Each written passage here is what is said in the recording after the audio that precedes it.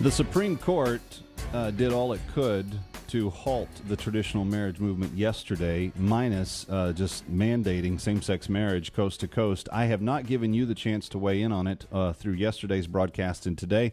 So Kevin McCullough saying you are welcome to at this time, 888-589-8840. Those of you watching by way of the AFA channel, a live shot outside our studios here in New York, and glad that you're with us.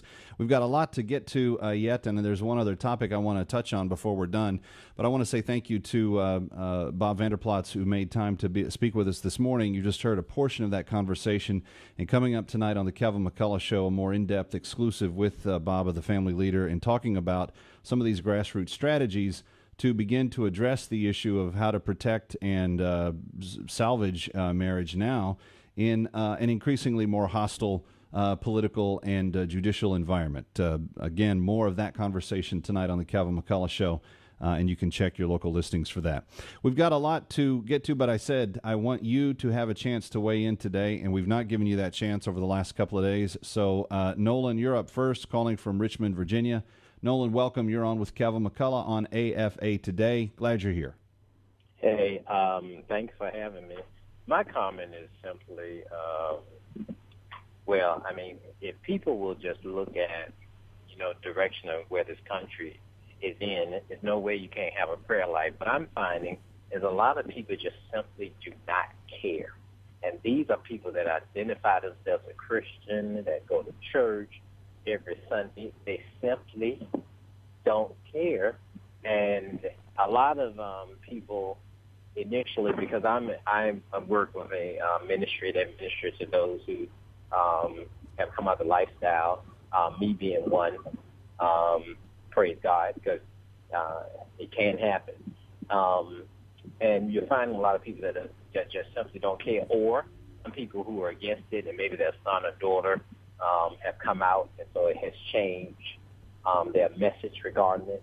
And so the ruling by the Supreme Court is just a somewhat of an affirmation of the attitudes that are happening in this country. And what bothers me is when I look at, and I'm not going to call names, but when I look at major ministries on TV, it's okay to be happy and be blessed, but we got to deal with the issues that are affecting our society that are going to, if we don't work at it, will destroy the foundations that have been laid. I would agree with that wholeheartedly, Nolan. Thank you. Thank you for your faithfulness in sharing your story of coming out of the life. And I hope that God gives you opportunities to continue to tell that story in other places. Let's go to Houston, Texas. Annie is listening, and she wants to weigh in. Annie, welcome. You're on with Kevin McCullough on AFA Today. Glad you're here. Yeah, thank you. I just wanted to make a brief comment. Of course, it felt like yesterday was one of the darkest days in U.S. history with a decision handed down to the Supreme Court. I think it's difficult to sort of process how we've even gotten to this point. Watched the scandals with the IRS, Benghazi, several scandals going on right now, and as disconcerting and as outraging, as difficult as it is to figure out and weigh through on how we should respond. Of course, I've called Governor Perry, voiced my opinion, the White House, our senator, etc. I think this is almost, I believe it should be a bigger opposition that we raise as a church, because the family is actually what is being attacked, the definition of family. Mm-hmm. Once this is under attack, I think we're going to see trickle down through the school system, which our children, I homeschooled our children through high school, which they did very well. My daughter graduated from Christian school as a senior. She went up through 11th grade and graduated valedictorian of her Christian school. My children have all gone on to do well. I think we have to reevaluate in our society whether or not our children should go to public schools. I think that's going to be a big decision.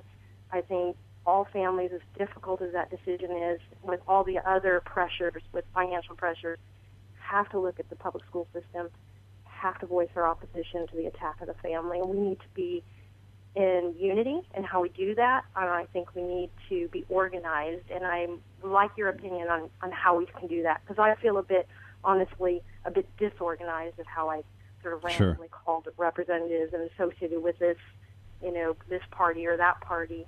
So I'd like your thoughts.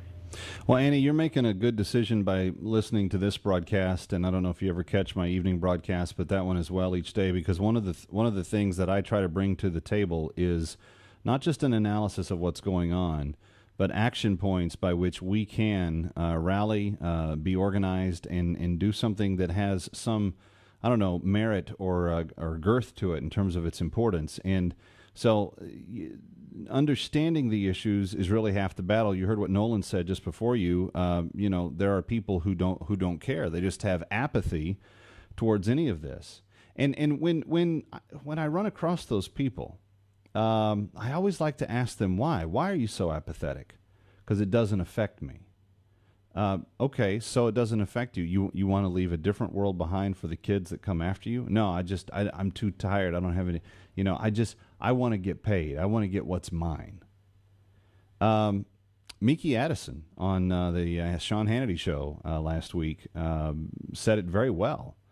As an African-American woman, she cited the issue that great apathy exists in the African-American community because there is this idea that this administration was going to give them things based on the color of their skin, as opposed to challenging us to be the best people we can be. And she basically said, look, until we move away from the idolatry of worshiping race over God, we're not gonna solve the problem. And I think she's insanely accurate on that.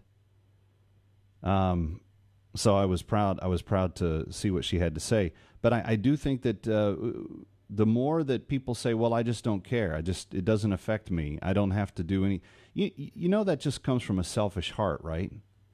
I mean, I don't mean to be overly critical here, but I want you to understand when someone says what Nolan was saying that they are saying to him and others, selfishness is the root of everything that is evil.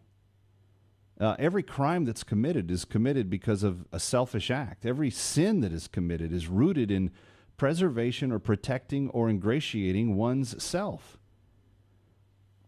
Sin is all related to worship of me over worship of God. And what we have inherited as a nation as we sit here today, reeling from these decisions and going, what do we do next? Fundamentally, what the church has to do, what we have to begin doing immediately, is dying to self.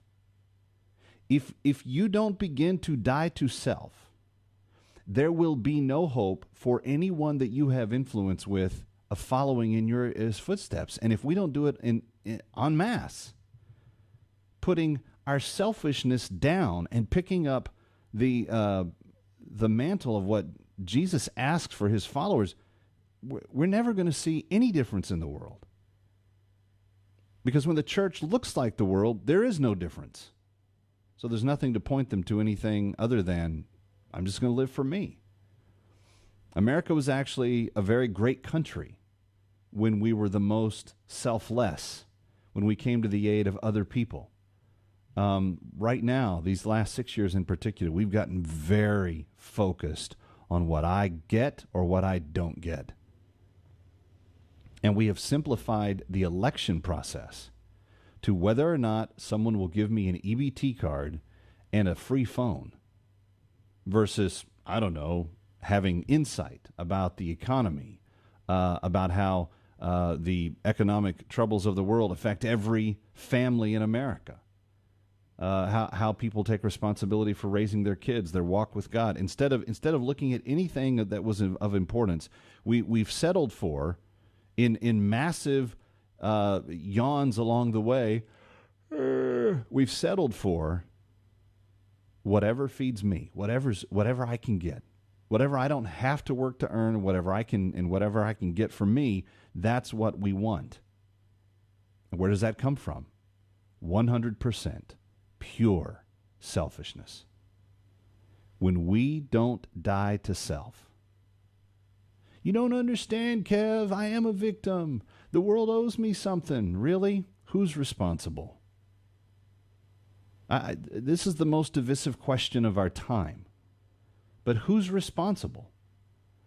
When I get up in the morning, when other people get up in the morning and you put your feet on the floor, whose job is it to put food on your table and to feed your family? Is it the family that lives down the street's job, or is it your job? And should we just be aiming at whether or not we get food on our table, or should we be doing such good work with such excellence, pursuing such great results that we actually have abundance that we can then give to others from? See, it requires dying to self to get to that point, but as long as we're focused on just what I get, what I don't get, that's the whole argument about the marriage issue. It's what I'm not being given. I don't get my tax break. I don't get this gimme and that gimme. I don't get this and I don't get that. You know who else doesn't get those same benefits? My friend Hugh, the man who calls frequently, I'd love to ask him this question, but you know who also doesn't get those benefits? The benefits that the activists are outraged by, that they're demanding, that there's some sort of unequal treatment here, that we've got to in some way reinvent the entirety of the legal system and the American family structure just so that we can let a few people get a few more things. And by the way, statistically speaking, in the income bracket, they're the ones that need it the least. But let's just say, for example, that perhaps they did. Do you know who else doesn't get those benefits? People who don't marry. So single people cohabitating, living with others that they are not married to, engaging in whatever sexual promiscuity they wish and doing whatever they want to, they don't get the benefits either. There is a special status that the world can easily understand and see, that when you are the bearers of the next generation of your nation, that's of value to the country. Now, for those people that say, I'd like government to get out of marriage altogether, okay, if there was a way that we could do that in a way that had no infringement upon freedom of faith, freedom of religion, and freedom of speech, I would be fine with that too. But I also don't argue with the fact that there is value in the government adhering to an idea, ascribing to an idea that says that advancing a traditional family is a healthy thing for a country. But you know who doesn't want to hear that? People that are selfish. People that are like, I don't want to get married, and I don't want to have kids, and I don't want to do my part for the next generation because I want to do what I want to do. Who is responsible for what comes behind us? Who is responsible for where we are now? Who will be responsible for what is to come? Every person that voted in favor of Barack Obama in 2008 and 2012 gave us the decisions that we got yesterday. Why is that? Why, Kevin, why? I disagreed with the president. I voted for him, but I said I wanted marriage to be protected. Really? Did you not understand that your vote would bring about a minimum of 2 to 3 Supreme Court justice seats? No, I didn't listen to that because that's just what those conservatives said. That's just what those Christians said. And you know, I want my phone. Oh, okay. Well, if we're going to live like that, if we're going to live with the servant of everything we do being to focus and being all about us, then this is the world that we're going to inherit. Selfishness always brings about the root form of every sin and every evil that has ever been perpetrated.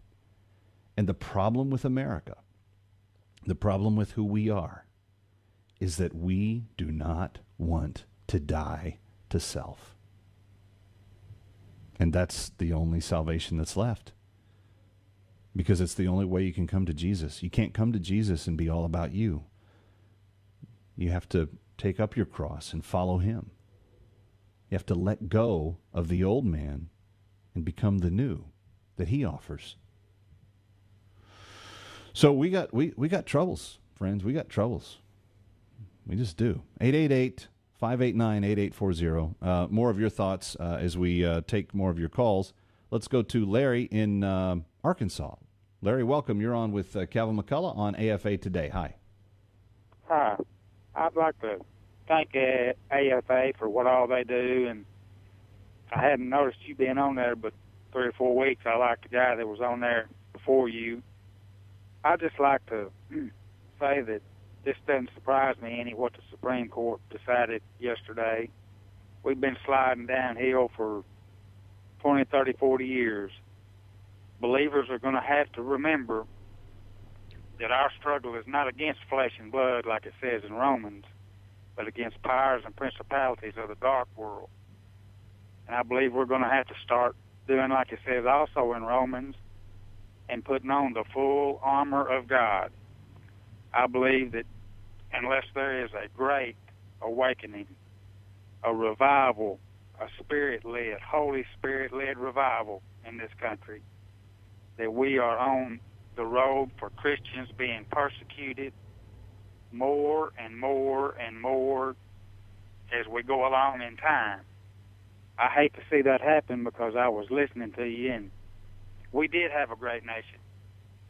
I did a study, and my roots go back to people coming over in the early 1600s. I've had relatives fight in wars, and they didn't fight for what's going on now. They fought for what was right and just. Mm-hmm. And I just hope that we can have a revival. I really don't think that it will happen, but I can't see in the future. But that's the only hope that I see that we have. And I just want to thank y'all for what y'all do. Y'all are like John, a voice in the wilderness. Now, thank you very much. Larry, I thank you, and thank you for your kind words. Yeah, and we're here every day, 12 noon, and I hope that you will be here 12 noon Central Time, your time zone, 1 Eastern, if you're listening in that time zone, and what is that, 10 a.m. out west?